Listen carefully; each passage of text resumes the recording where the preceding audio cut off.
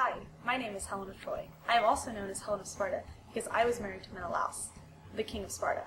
My name most commonly means torch or the shiny one, which is good because I was said to be one of the most beautiful women of the day.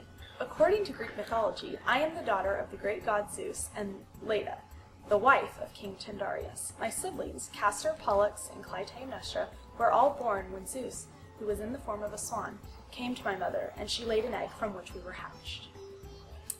I appear in many of the great works of the ancient world, including the Odyssey and the Iliad, written by Homer, and Ovid's Heroides. When I was a young girl, probably between the ages of 7 and 10, an Athenian man named Theseus kidnapped me and took me away from my home in Sparta to Athens. Then my brothers, Castor and Pollux, attacked Athens and brought me back home to Sparta. When it was time for me to marry, many men came from around the world to win my heart. They brought many gifts with them, but it was ultimately up to my father and brothers to choose who I would marry.